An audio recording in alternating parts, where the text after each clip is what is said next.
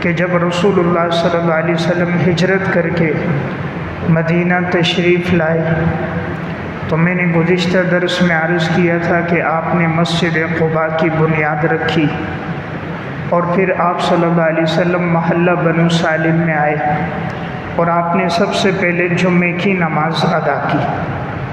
پھر رسول اللہ صلی اللہ علیہ وسلم آگے تشریف لائے، انصار کے لوگ آپ کے ساتھ تھے، اور جب حضور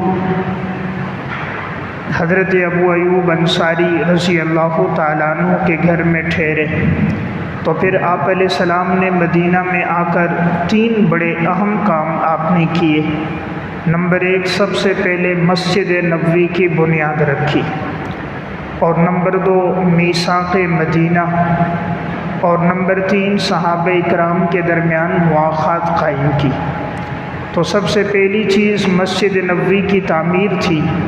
گزشتہ درس میں نے بات عرض کی تھی کہ رسول اللہ صلی اللہ علیہ وسلم نے خود بنفس نفیس اس میں آپ نے شرکت فرمائی، حضرات صحابہ اکرام نے اس میں شرکت کی، اور آپ نے وہ جو جگہ تھی 2 یتیم بچوں کی تھی، سہل اور سہیل، تو انہوں نے چاہا کہ وہ یہ جگہ مفت دے دے، لیکن آپ صلی اللہ علیہ وسلم نے قیمت دے کر وہ جگہ لی اور آپ نے وہاں مسجد نبوی تعمیر فرمائی۔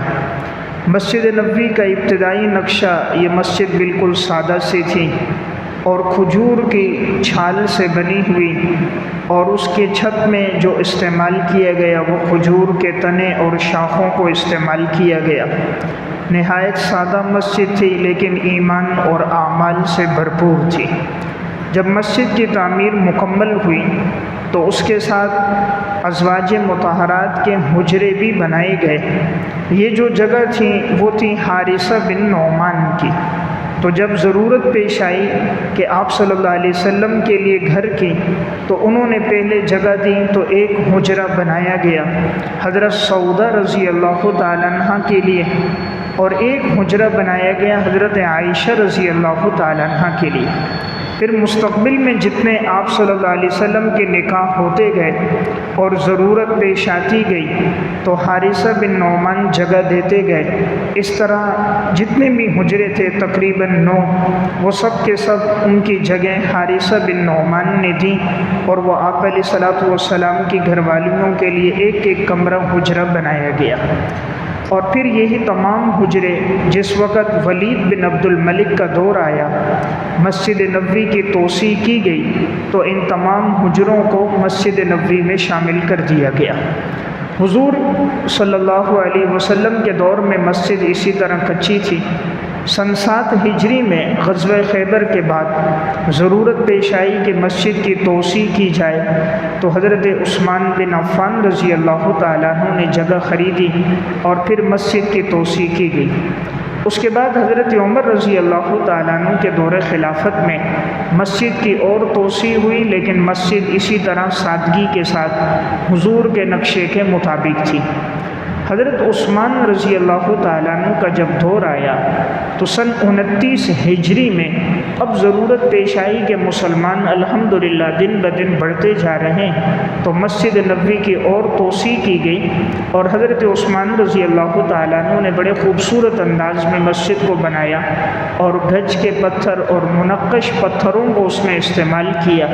جو دیواریں ذرا کچی تھیں انہیں پختہ کی گئی، اور کھجور کے جو درختوں اور شاخوں کو جو استعمال کیا گیا تھا تو اس میں بھی نہایت خوبصورت شاخوں کا اضافہ کیا گیا، اور مسجد کی تعیین اور تزئین کو حضرت عثمان نے خوب بڑھا دیا۔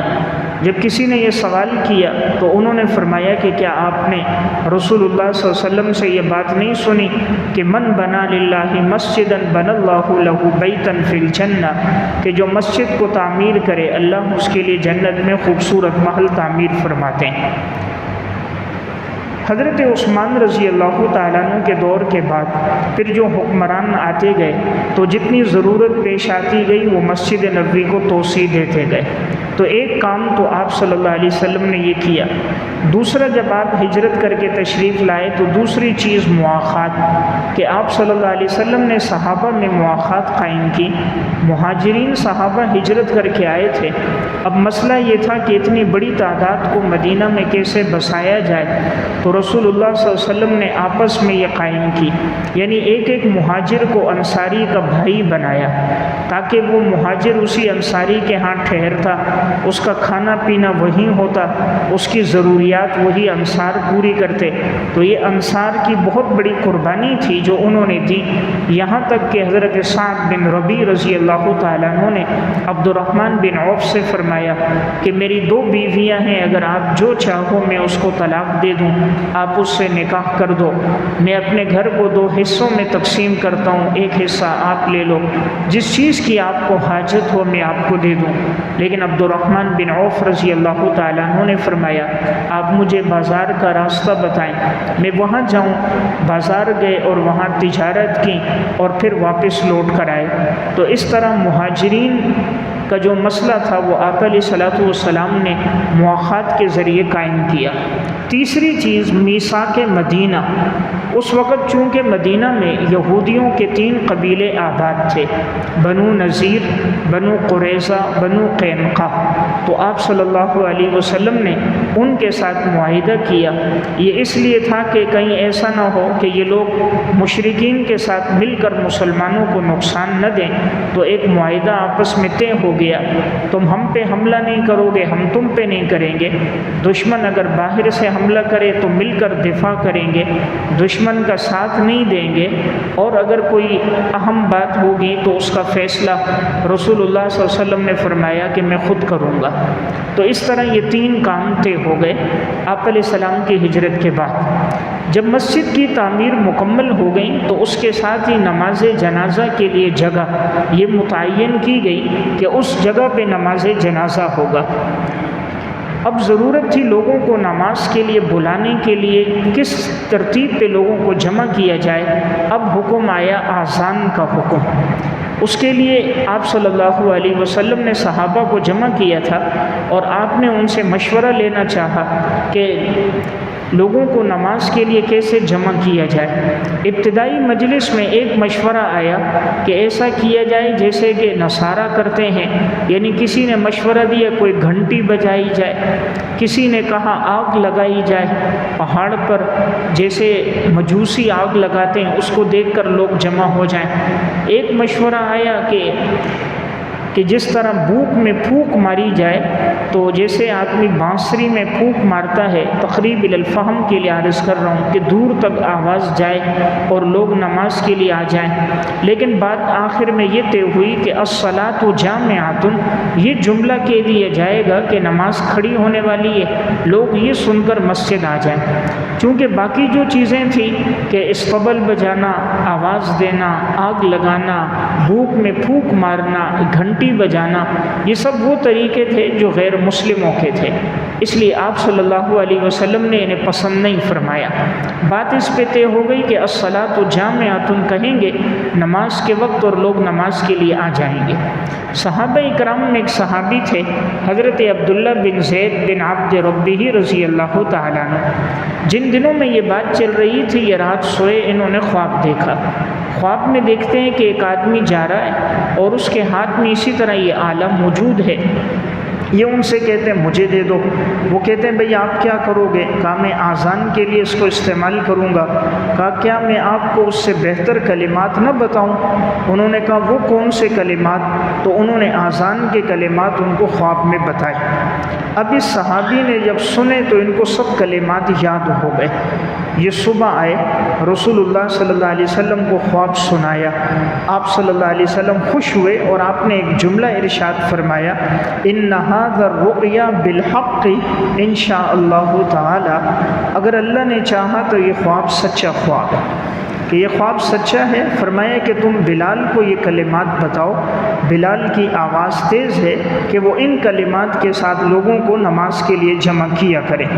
جب آذان دی گئی، حضرت عمر رضی اللہ تعالیٰ عنہ نے یہ کلمات سنے تو دوڑتے ہوئے گھر سے آئے، تیزی میں چادر گھسٹتے ہوئے آئے، فرمایا یا رسول اللہ یہ تو میں نے بھی خواب دیکھا ہے اور مجھے بھی یہی کلمات خواب میں بتائے گئے۔ تو آپ صلی اللہ علیہ وسلم کی خوشی میں اور اضافہ ہو گیا، یعنی گویا عبداللہ بن زید بن عبد ربی ہی نے بھی خواب دیکھا اور حضرت عمر نے بھی خواب دیکھا۔ تو اب رسول اللہ صلی اللہ علیہ وسلم کی تائید اس کو حاصل ہو گئی، تو آپ کے سامنے پھر یہ آذانیں دی گئیں، اس وجہ سے آذان مشروع ہو گئی۔ آذان مکمل ایک دعوت ہے، اس میں اللہ کی توحید بھی ہے، رسول اللہ صلی اللہ علیہ وسلم کی رسالت بھی ہے، اور فلاح اور کامیابی کا راستہ نماز کا تذکرہ بھی ہے، اور پھر اللہ کی بڑائی ہے، اور آخر میں توحید پر اس کا تذکرہ ہے۔ نماز کے بعد، اذان کے بعد جو ہم دعا پڑھتے ہیں اس میں بھی ہم یہ دعا میں یہ الفاظ کہتے ہیں کہ یہ جو پکار تھی اللہم رب ہذہ الدعوۃ التامہ، یہ پکار مکمل پکار ہے، یہ مکمل دعوت ہے، یعنی دین اسلام کی ایک بھرپور دعوت ہے۔ اس سے پتہ چلا اذان میں کلمات کا اضافہ کرنا یہ جائز نہیں ہے، کیونکہ جو خواب صحابہ نے دیکھے ان میں اذان کے شروع میں الصلاۃ والسلام علیک یا رسول اللہ، یا الصلاۃ والسلام علیک یا حبیب اللہ، یا الصلاۃ والسلام علیک یا نبی اللہ، اس طرح کے کلمات اس میں موجود نہیں ہیں۔ اور آپ صلی اللہ علیہ وسلم کے دور میں بھی جو صحابہ اذان دینے والے تھے، حضرت بلال، حضرت ابو محذورہ، حضرت عبداللہ ابن ام مکتوم، حضرت سعد قرظی، ان کی اذانوں میں بھی کہیں ان کا تذکرہ موجود نہیں ہے۔ حدیث کی جتنی بھی کتابیں ہیں ان میں اذان کے کلمات اللہ اکبر سے شروع ہوتے ہیں، لا الہ الا اللہ پہ ختم ہوتے ہیں، کہیں پر بھی ان کلمات کا اضافہ نہیں ہے۔ اسی طرح فقہ کی جتنی کتابیں ہیں، قدوری سے لے کر آخر شامی تک کسی بھی کتاب میں ان کا تذکرہ نہیں آتا۔ سنت کی نشانی ہے کہ وہ ہر جگہ ایک ہوتی ہے، بدعت کی نشانی ہے وہ ہر جگہ تبدیل ہوتی ہے۔ تو اذان سنت ہر جگہ ایک ہی ہے، چاہے آپ یہاں کی سنیں یا حرمین کی سنیں، کسی اور جگہ جائیں تو وہاں ایک ہی ہے۔ بہرحال پھر یہ مدینہ میں پھر یہ اذان کا حکم بھی آیا۔ اس کے بعد مدینہ میں ایک اہم حکم آیا، تحویل قبلہ۔ سن 2 ہجری میں تحویل قبلہ کا حکم آیا۔ تحویل قبلہ کا مطلب ہوتا ہے پہلے جب آپ صلی اللہ علیہ وسلم مکہ میں تھے اور اس کے بعد جب حضور مدینہ تشریف لائیں، اس وقت تک ابتدا میں رخ ہوتا تھا بیت المقدس کی طرف، یعنی مسجد اقصیٰ کی طرف رخ کر کے نماز پڑھتے تھے۔ آپ صلی اللہ علیہ وسلم نے بھی 16 یا 17 مہینے تک بیت المقدس کی طرف رخ کر کے نماز پڑھی، لیکن جب مدینہ آپ تشریف لائے، اب نمازیں ادا ہو رہی تھیں، لیکن آپ کی چاہت تھی کہ اللہ تعالیٰ بیت اللہ کو قبلہ بنا دے۔ رسول اللہ صلی اللہ علیہ وسلم اپنا چہرہ مبارک بھی آسمان کی طرف اٹھاتے تھے، اور آپ کی چاہت تھی کہ بیت اللہ قبلہ بن جائے۔ اس کی ایک اہم وجہ آپ صلی اللہ علیہ وسلم کے ابتدائی زندگی اور پوری جوانی سب وقت مکہ میں گزرا۔ مکہ میں آپ کے آباء و اجداد تھے اور بیت اللہ کے ساتھ قلبی طور پر محبت تھی۔ بیت اللہ کی تعمیر میں آپ نے خود بنفس نفیس حصہ لیا تھا۔ پھر ملت ابراہیمی کے ہونے کی حیثیت سے بھی بیت اللہ کے ساتھ بڑی عقیدت اور محبت تھی، اور کائنات میں یہ سب سے پہلے اللہ کا گھر تھا۔ ان اول بیت وضع للناس للذی ببکۃ مبارکا وہدی للعالمین، اور تعمیر کرنے والے بھی ابراہیم علیہ الصلوۃ والسلام اور اسماعیل علیہ الصلوۃ والسلام تھے۔ وَإِذْ يَرْفَعُ إِبْرَاهِيمُ الْقَوَاعِدَ مِنَ الْبَيْتِ وَإِسماعیل، تو آپ کی چاہت تھی کہ اللہ تعالیٰ بیت اللہ کو قبلہ بنا دے۔ قرآن کریم میں اللہ رب العزت نے اس بات کا تذکرہ فرمایا۔ رسول اللہ صلی اللہ علیہ وسلم کے چہرہ مبارک کے اٹھنے کا بھی تذکرہ کیا کہ آپ اپنا چہرہ آسمان کی طرف یوں کرتے تھے کہ کب اللہ کا حکم آ جائے اور بیت اللہ قبلہ بن جائے۔ قد نرى تقلب وجهك في السماء، ہم آپ کے چہرے کے اٹھنے کو دیکھتے تھے آسمان کی طرف۔ فَلَنُوَلِّيَنَّكَ قِبْلَةً تَرْضَاهَا، ہم ان قریب پھیر دیں گے آپ کا رخ اسی طرف جو آپ پسند کرتے ہو۔ اللہ فرما رہے ہیں جو آپ کو پسند ہے ہم اسی کی طرف حکم دیں گے کہ آپ وہیں اپنا رخ کرو۔ فَوَلِّ وَجْهَكَ شَطْرَ الْمَسْجِدِ الْحَرَامِ، آپ اپنا چہرہ کر دو مسجد حرام کی طرف۔ وَحَيْثُ مَا كُنْتُمْ فولوا وجوہکم شطرہ، پس تم جہاں کہیں بھی ہو تم اپنے رخ کو مسجد حرام کی طرف کر دو۔ اب یہ حکم آیا اس وقت جب رسول اللہ صلی اللہ علیہ وسلم محلہ بنو سالم میں تھے اور وہاں آپ ظہر کی نماز ادا فرما رہے تھے۔ آپ نے 2 رکعت نماز پڑھی تھی کہ نماز کے دوران حکم آ گیا کہ بیت اللہ کی طرف رخ کیا جائے، تو پھر آپ نے بقیہ 2 رکعت بیت اللہ کی طرف رخ کر کے نماز پڑھی، اسی لیے اس مسجد کا نام مسجد قبلتین ہے۔ یعنی آج بھی یہ مسجد موجود ہے مدینہ میں، مسجد قبلتین، یعنی 2 قبلوں والی مسجد، اس لحاظ سے کہ اس میں 2 رکعت ایک قبلے کی طرف رخ کر کے پڑھی گئیں اور 2 رکعت بیت اللہ کی طرف رخ کر کے پڑھی گئیں۔ اب یہاں ظہر کی نماز ادا ہوئی، پھر آپ علیہ الصلوۃ والسلام تشریف لائے مدینہ، پھر مسجد نبوی میں بھی اگلی نماز میں آپ نے بیت اللہ کی طرف رخ کر کے نماز ادا کی۔ رفتہ رفتہ پورے مدینہ میں یہ بات پھیل گئی، اس طرح تحویل قبلہ کا حکم آیا۔ تو اس میں یہودیوں کو اب بڑی چڑ ہوئی، مدینہ میں یہودی آباد تھے، وہ کہنے لگے کہ یہ پیغمبر تو ہماری مخالفت کرتا ہے، کہ دیکھو پہلے یہ رخ کر رہے تھے بیت المقدس کی طرف، اب انہوں نے بیت اللہ کی طرف کیا۔ تو انہوں نے اعتراض کیا کہ جن مسلمانوں نے نمازیں اس سے پہلے پڑھی 16-17 مہینے، ان کی نمازیں تو ضائع ہو گئی، اس لیے کہ اگر رخ بیت اللہ کی طرف کرنا تھا تو پہلے لوگوں کی نماز کا کیا حکم ہے؟ اللہ تعالیٰ نے قرآن کریم میں ان لوگوں کے اعتراض کو ذکر کیا کہ یہ بے وقوف لوگ ہیں جو یہ اعتراض کرتے ہیں کہ اللہ نے حکم کیوں دیا۔ اللہ رب العزت فرماتے میری مرضی، پہلے میرا حکم تھا بیت المقدس کی طرف رخ کرو، اب حکم ہے بیت اللہ کی طرف کرو۔ اصل چیز اللہ کے حکم کی اطاعت ہے، کسی بھی جہت میں کوئی فضیلت نہیں ہوتی، اصل فضیلت اللہ کے حکم میں ہوتی ہے۔ تو اللہ کا حکم پہلے وہاں تھا، اب اللہ کا حکم یہاں ہے۔